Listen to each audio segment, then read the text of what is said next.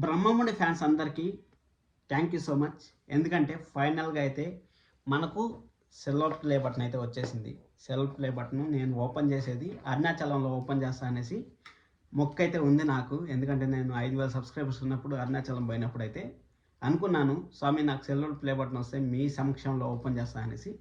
మొత్తానికి మీరు స్టార్ మా ప్రేక్షకులు అలాగే బ్రహ్మముడి ఫ్యాన్స్ అయితే నాకు ఈ అవార్డుని అయితే అందించడం చాలా సంతోషంగా అయితే ఉంది. Thank you so much once again. అందుకోసం అనేసి బ్రహ్మముడి నేను రేపటితో అంటే ఏప్రిల్ 19వ తారీఖుకి మనం రివ్యూ స్టార్ట్ చేసి 2 ఇయర్స్ అయితే కంప్లీట్ అవుతుంది. 2 ఇయర్స్లో నేను సిల్వర్ ప్లే బటన్ సాధిస్తాను అనేసి అస్సలు అనుకోలేదు. అదంతా ఓన్లీ స్టార్ మా ఫ్యాన్స్ వల్ల, అలాగే దాంట్లో బ్రహ్మముడి ఫ్యాన్స్ చాలా ఇన్వాల్వ్ అయింటారు. ప్రతి ఒక్కరికి థ్యాంక్ యూ సో మచ్. అందుకోసం అనేసి ఈరోజు రివ్యూ చేద్దాం అనేసి ఫిక్స్ అయ్యాను. అలాగే ఈరోజు ఎపిసోడ్ కూడా నెక్స్ట్ లెవెల్ ఎపిసోడ్ అయితే మనకైతే చూపించారు.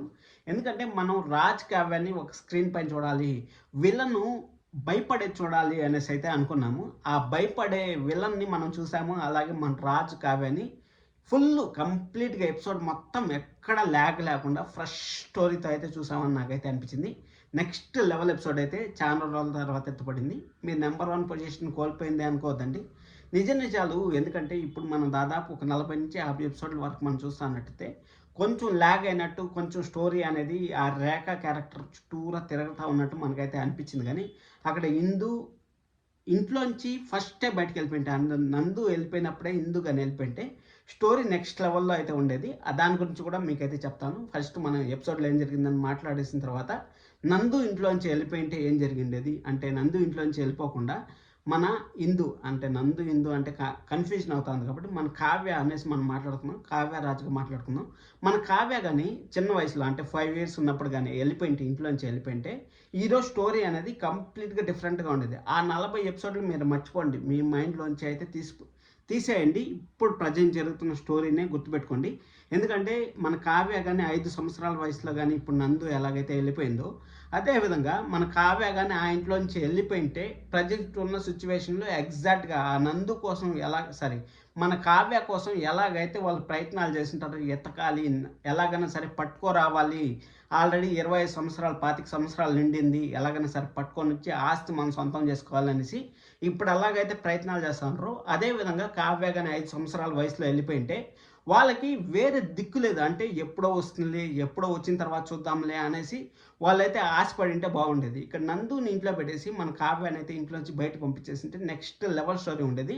ఇక్కడ పూజారి గారు కూడా ఒక మాట అన్నారు. ఏమన్నారు, మన కావ్య బిడ్డ మన నుంచి దూరం అవుతుంది. దూరం అయిన తర్వాత ఆ అమ్మాయి పవర్, ఆ అమ్మాయి శక్తి తెలుసుకున్న తర్వాత ఒక అమ్మవారి రూపంలో మన ఇంటికి వచ్చి మళ్ళీ ఆ భర్తం పడుతుంది, విలన్స్ అంతా ఒక చెడుగుడు ఆడుతుంది అనేసి మన పూజారి గారు అయితే చెప్పారు. ఆ పాయింట్ పైన నాకు బాగా స్టిక్ అయింది. అంటే సెకండ్ జనరేషన్లో మన కావ్య అయితే తప్పిపోతుంది, ఎక్కడో తప్పిపోతుంది అనుకుంటే మినిస్టర్ గారు బిడ్డలు మార్చేసినప్పుడు నాకు తెలిసినంత వరకు బిడ్డలు మార్చేసేది మనకు ఆ సాల్వ్ చేయరేమో, ప్రాబ్లం సాల్వ్ చేయరేమో అనుకుంటే ఆ సింపుల్గా సాల్వ్ చేసేసి కంప్లీట్గా అయితే స్టోరీని మార్చేస్తారు. మనకు తెలిసిన విషయమే.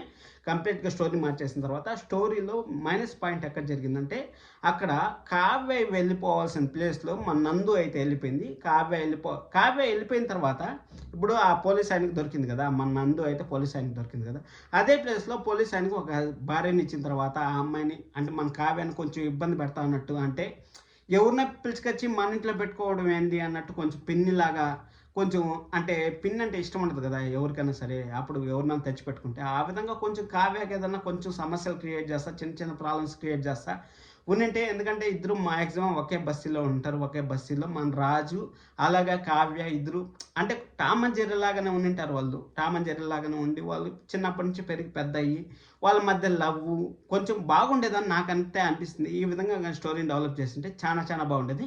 కానీ మనకి ఇప్పుడైతే ప్రజెంట్ అయితే అదే విధంగా స్టోరీ అయితే డెవలప్ అవుతుంది. అంటే మన రాజ్ కావ్యాన్ని అయితే ఒక తావని పెట్టారు, మనకి హ్యాపీనే. సరే, ఆ విధంగా జరిగింటే నెక్స్ట్ లెవెల్ అసలు ఈరోజు టీఆర్పీ మనము లాస్ట్ ఇయర్ సమ్మర్లో మనం చూసుకున్నట్టయితే రాజు కథ మర్చిపోయినప్పుడు 8+ అంటే 7.95 టీఆర్పీ అయితే క్రాస్ అయింది. ఇప్పుడు కూడా 7.95 క్రాస్ అవ్వడానికి ఛాన్సెస్ అయితే వెరీ హైగా ఉన్నాయి. ఇప్పుడు మన బ్రహ్మముడి సీరియల్లో ఎలాగుంటుందంటే, ఒక మాటలు చెప్పాలంటే నిజాలన్నీ నాకు తెలుసు, అయినా కానీ నేను ఎవరితో షేర్ చేసుకున్నట్టు. ఇప్పుడు మన రాజ్ కావ్య ఇన్ని నిజాలు దాచిపెట్టి ఆ ఇంటిని ఒక స్టాండర్డ్స్లో నిలబెట్టారు. అదేవిధంగా ఇప్పుడు నందుకు తెలుసు వాళ్ళ మన కావ్య అనేసి తెలుసు నందుకి. అలాగే నానమ్మ నానమ్మ అని పిలుస్తాను కానీ మన అపర్ణ గారు అయితే గుర్తుపట్టలేకపోతా ఉంటారు. ఎందుకంటే చిన్న వయసులో వెళ్ళిపోయింది కాబట్టి. ఇప్పుడు మన కావ్యాన్ని చూస్తుంటే కావ్య ఫేసు వాళ్ళ అమ్మ ఫేసు ఒకేలాగా ఉంటుంది కాబట్టి మన అపర్ణ గారు అయితే గుర్తుపట్టేదానికైతే ఆస్కారం ఉంటుంది. కానీ ఆ విధంగా లేకుండా కొంచెం మన ఇప్పుడు ఒకవేళ నందు కానీ వచ్చింటే ఐడియా తెలుసుకోండి, మన కావ్య కానీ ఐడియా తెలుసుకోండి. ఇప్పుడు మాస్క్ వేసుకొని వచ్చి, మొహానికి మాస్క్ వేసుకొని వచ్చి మన విలన్స్ భరతం పట్టినా కానీ మన విలన్స్ భరతం పట్టి మన అపర్ణ గారికి దగ్గర ఏంటి మాత్రం ఎమోషన్స్ మామూలుగా పండేటివి కాదు, నెక్స్ట్ లెవెల్లో పండేటివి. ఈ స్టోరీ మీకు ఎలా అనిపించిందో కింద కామెంట్ చేసేయండి. సార్ నుంచి మనం ఎపిసోడ్లో కానీ వెళ్ళిపోయినట్టయితే ఎపిసోడ్లో మాత్రం ఇప్పుడు అమ్మ వంట భార్య వంట అనేసి 2 పేర్లు అయితే పెట్టలేం కదా. ఆ విధంగా భార్యాభర్తలు అనేసి మన లక్కీ అయితే పోలీసులు చెప్పారు కదా, మామ నువ్వు చేసుకొని పోయే అమ్మాయి ఈ అమ్మాయి అవుతుందేమో, దేవుడు నా దగ్గర నుంచి పలికిచ్చాడు, అసలు ఎలా పలికిచ్చాడో నాకైతే తెలియదు, ఆ మాట నిజమైతే ఏం చేస్తావు మామ అనేసి మన రాజుని అడగడం. రాజు వచ్చి పేతాళాత్ముడు అవుతాడు అనేసి అనడం.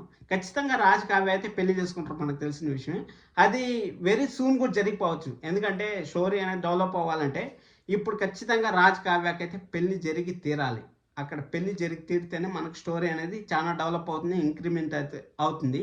ఎందుకంటే మన స్టార్మా అయితే చాలా పెద్ద పెద్ద డిసిషన్స్ తీసుకుంటా ఉందనేసి అర్థమవుతుంది. అంటే బ్రహ్మముడి సీరియల్ని టైం చేంజ్ చేసినా చేంజ్ చేసేయచ్చు. అలాంటి టైమ్స్ చేంజ్ అయితే మళ్ళీ ప్రాబ్లమ్స్లో అయితే పడుతుంది కాబట్టి ఖచ్చితంగా జియో హాట్స్టార్లో అయితే టాప్ 5 ప్లేస్లో అయితే ఖచ్చితంగా ప్రతిరోజు నేను జియో హాట్స్టార్లో అయితే ఏ ట్రెండింగ్లో ఉందనేసి మ్యాక్స్ టు మ్యాక్స్ ఒక 10 సార్లు చూస్తాను.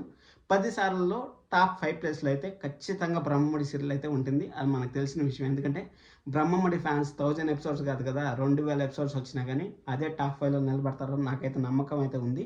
సరే ఈరోజు స్టోరీలోకి వెళ్ళిపోయిన తర్వాత స్టోరీలో అయితే మన కావ్య అయితే అన్నం తినలేకపోతా ఉంది, నేను హోటల్ ఫుడ్. ఎందుకంటే ఇప్పుడు ఒక్కరోజు కూడా బయట పోయి ఫుడ్ తింది, ఫుడ్ టేస్ట్ చేసిన రోజులు ఉండవు కావ్యకి. ఎందుకంటే ఇంట్లో ఒక జైల్లో బంధించిన ఖైదీలాగా అయితే బంధించి పెట్టారు కాబట్టి రేఖ వాళ్ళు అక్కడ బంధించి పెట్టారు కాబట్టి అక్కడ ఇంకా కావ్యకి తన చేతి వంట తను తినాలనేసి హోటల్లో తెచ్చేది తనకి వంట పట్టట్లేదు. అలాగే ఇప్పుడు వీళ్ళు కూడా మన రాజు వాళ్ళు కూడా వాళ్ళ అమ్మ వంట తిని అక్కడ బయట ఫుడ్ తినాలంటే అక్కడ బడ్జెట్ కూడా చూసుకోవాలి కదా. హోటల్ అంటే పెద్ద పెద్ద బడ్జెట్లు అవుతాయి, బిర్యానీలు అంటే రోజు కష్టం కదా. ఆ విధంగా కాకుండా మన వంట చేయాలనేసి ప్లాన్ చేయడం. ఆ వంటలో మన కావ్య వంట చేసి పెట్టిన తర్వాత కావ్యకి ఫస్ట్ అప్రిషియేషన్ అంటే లక్కీ ధార వీళ్ళు తిని పంది కుక్కుల్లాగా తిని అక్కడ కూర్చొని మాటలు చెప్పి పనులు చేయించుకుంటారు. కానీ ఇక్కడ దుగ్గిరాల ఫ్యామిలీలో ప్రజెంట్ ఉండేవాళ్ళు అక్కడ ఎందుకంటే మంచి ఫుడ్ పెట్టినప్పుడు ఖచ్చితంగా ఎవరినైనా సరే మనం అప్రిషియేట్ చేయాల్సింది. అలాంటి లక్కీ వచ్చి చూస్తూ ఉంటేనే నోరూరిపోతా ఉంది, కడుపు నిండిపోతా ఉంది, ఇంక టేస్ట్ ఎలా ఉంటుంది అనేసి మన రాజు కూడా అక్కడ కావ్య తిందో అనేసి ముందుతోనే నువ్వు తినే విషయం కలిపావా ఏమనేసి మాట్లాడడం అంతా చాలా బాగుంది. ఈరోజు ఎపిసోడ్ మాత్రం నెక్స్ట్ లెవెల్ అయితే పండింది అని చెప్పొచ్చు. అది అయిపోయిన తర్వాత మన కావ్య కూడా ప్రతి ఒక్క భోజనాన్ని టేస్ట్ చేయడం, దాని తర్వాత మన రాజు తినడం, కావ్య తినడం, అలాగే చక్రి తినడం. అది అయిపోయిన తర్వాత మన రేఖకి అయితే చుక్కలు ఎలా ఉంటాయి, భయం అంటే ఎలా ఉంటుంది, ఇన్ని రోజులు కూర్చొని తిని బాగా అయినారు కదా. అయితే ఇప్పుడు ఆ వంట తినలేక పేరేమో నాకు తెలియదు కానీ మన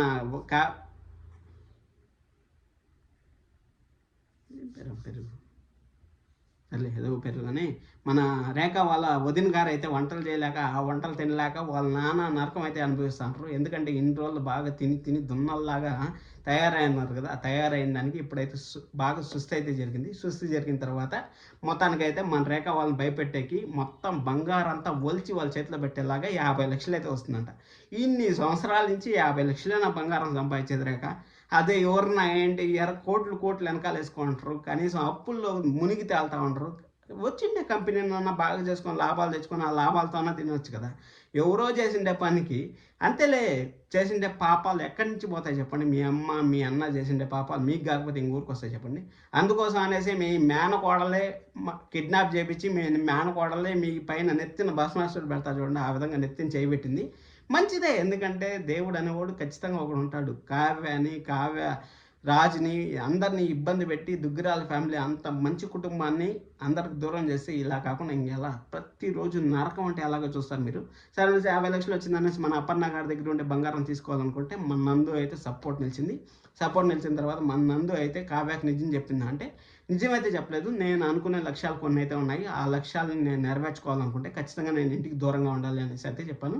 నేను ఫస్ట్‌తో చెప్పిన స్టోరీకి, ఇప్పుడు చెప్పిన స్టోరీకి సింక్ అయిందని మీకు అనుకుంటాను. ఎందుకంటే 5 ఇయర్స్ అప్పుడు వెళ్ళిపోయింటే మన అప్పన్న గారికి కష్టం వచ్చేది కాదు. ఆ రేఖ క్యారెక్టర్‌కి అంత ఇంపార్టెంట్ ఉండేది కాదు. జస్ట్ రేఖ క్యారెక్టర్ ఆ అమ్మాయి ఎక్కడ పోయింది, ఎక్కడ పోయింది అనేసి ఇప్పుడు మన అపర్ణ గారు ఎలాగైతే తపన పడతా ఉంటారో అదే విధంగా వాళ్ళు కూడా తపన పడేవాళ్ళు. ఇక్కడ నందు వెళ్ళిపోవడం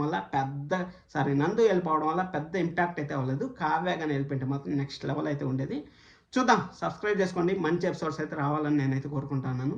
అలాగే రాజ్ కావ్య పెళ్లి తొందరలో చూడాలనేసి నేను కోరుకుంటున్నాను. లైక్ చేయండి, సబ్స్క్రైబ్ చేసుకోవడం అసలు మర్చిపోదండి. Love you all, bye bye. Once again thank you so much. మీ వల్లనే ఇది సాధ్యమైంది. Thank you so much.